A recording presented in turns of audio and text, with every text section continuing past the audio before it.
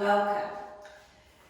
Welcome to the new 35-day detox challenge.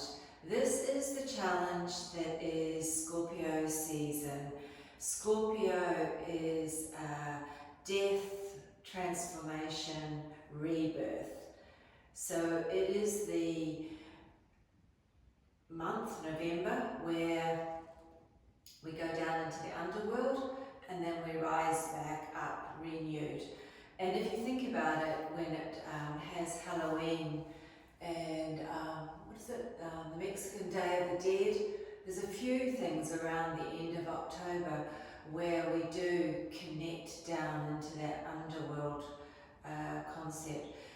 So yeah, it's very much a case of clearing out the old and then rebirthing something new, which sets us up for the following year. So it's not so much about what happens this year, but where we land to start in the next year. The healing opportunity within Scorpio season is Taurus. Taurus is the sign of the bull, and it's about embodiment. So it's very physical in its approach. It's an earth element, very grounded.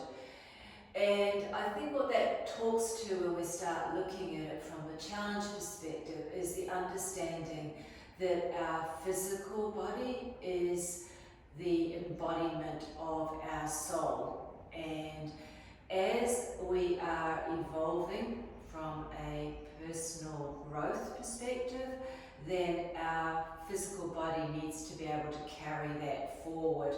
And we're seeing it at the moment with all these aches and pains as the solar storms come in, that we really are struggling to contain the growth, the spiritual growth or the personal transformation within ourselves. And if you wanted to overlay something to that, then I would say overlay the Chinese year of the snake that we're currently in, and that imagery of the snake shedding its skin.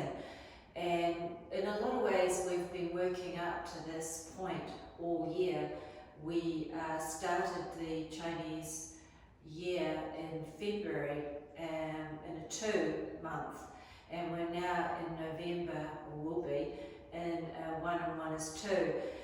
So everything that we've done from basically the end of January onwards has taken us to this point of allowing us to shed the old skin and be reborn. So death, transformation and rebirth. It's all about the rebirth.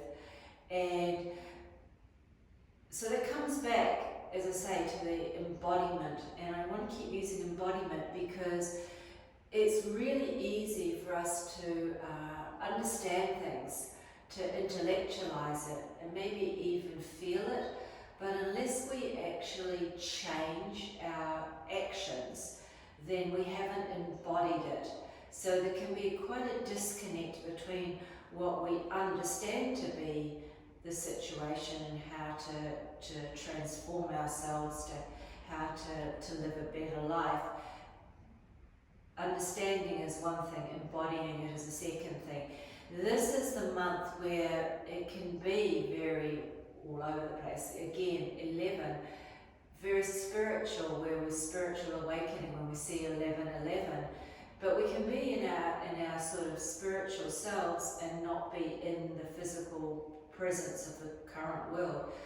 I think I've said many times, I've said many times, it's very easy to be a spiritually aware person when you're sitting meditating in Bali or somewhere up on the Himalayas or somewhere outside of your real life. To operate as a spiritual being in real life is the hardest possible thing, but that's what we are here to do, is to live our physical lives. Taurus loves the physical, loves the beauty, it loves the sensuality, etc., etc. We're not here to deny ourselves of all of those pleasures, the pleasures of the senses of our body. We're here though to master combining the two. one and one, combining. So that's what we're about to embark on. The new moon that comes in midweek will kick this challenge off, and very shortly after that the sun will move into Scorpio. So we're not there yet, but we're just about to start. We're in the pause point, so I guess that's the point. We're in the pause point at the moment. We are in the moment of the dark of the moon where we're back into the moon in Libra season. So this is where we're learning the lessons, but let's ignore that because we've already been through that. Let's think forward, because once we've gone through this little rest moment, then it's going to be all systems go for our, in a lot of ways, our last blast before the end of the year, because December is a different vibe altogether. So let's focus in on Scorpio season. It's not to be feared, it's not to be dismissed. It's a huge opportunity for growth, even though we're tired and feel like we've been slogging uphill all year, which we have, leading us to this point to allow us to literally graduate by shedding our old identity, our old skin, to move us forward. Whew, okay, all right, hopefully that makes sense. So today we're tired, but moving meditations, breath and movement to help us to align and to shed.